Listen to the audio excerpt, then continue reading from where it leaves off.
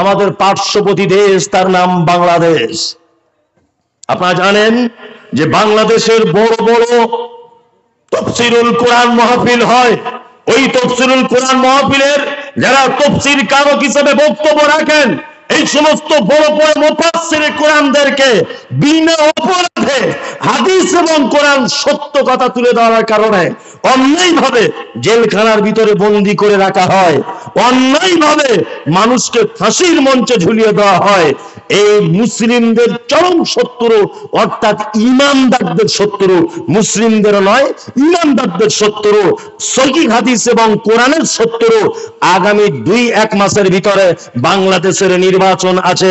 দোয়া করবেন যাতে হাসিনার নৌকা পানিতে ডুবে যায়।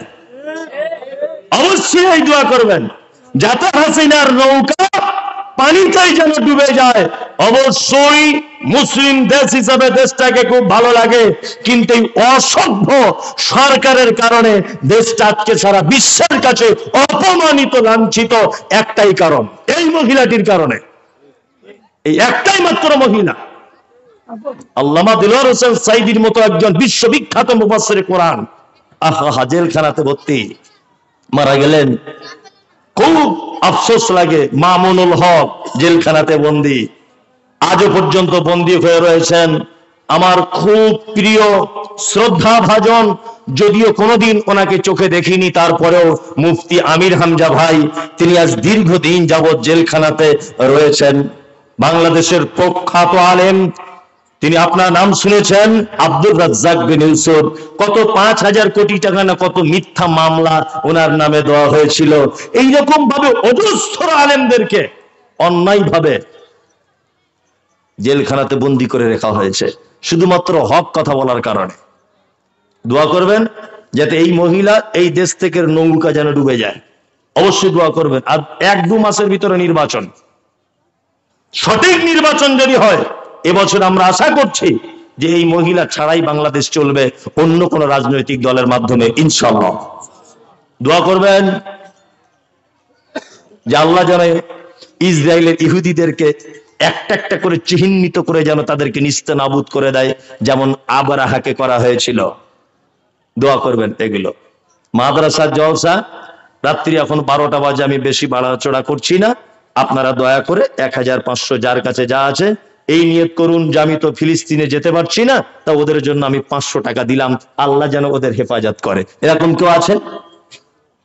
একটা লোক দেখি যে আপনি আল্লাহওয়ালা মানুষ, মুসলিমদের উপরে দরদ আছে, আছেন কেউ?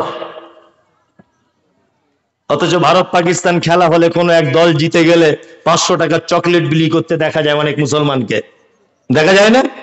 জিলাপি বিলি করতে দেখা যায় না? যায়। মাশাআল্লাহ, একজনা দিয়েছেন 500 টাকা, আলহামদুলিল্লাহ। 500 টাকা একজন দিয়েছেন, আল্লাহ তুমি এই দানকে কবুল করে নাও। আর উনি যে নিয়তে দিয়েছেন, ওনার নিয়তটা আমি জানি না, আল্লাহ ওনার নিয়তকে তুমি পুরা করে দাও, আমিন আমিন। কে এটা দিয়েছে?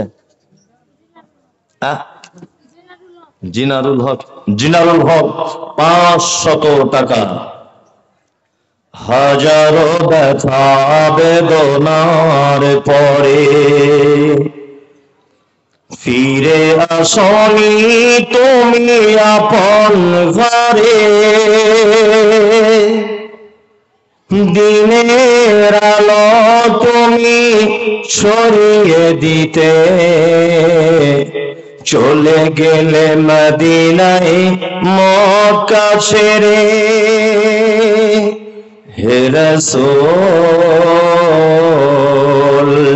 তোমাকে ভুলি আমি কেমন করে, হাজারো ব্যথা বেদনার পরে ফিরে আসনি তুমি আপন ঘরে, দিনের আলো তুমি ছড়িয়ে দিতে চলে গেলে মদিনায় মক্কা ছেড়ে। হে রাসূল তোমাকে ভুলি আমি কেমন করে, হে রাসূল তোমাকে ভুলি আমি কেমন করে। খেয়ে না খেয়ে দিন প্রচারের তরে নিজেকে দিয়েছ বিলিয়ে, তাই ফের কাফেরেরা চিনল না সে আলো, দুষ্ট ছেলেদের পিছু দিল লেলিয়ে। পাথরের আঘাতে ক্ষত বিক্ষত হয়ে সারা শরীর থেকে রক্ত ঝরে। হে রাসূল তোমাকে ভুলি আমি কেমন করে।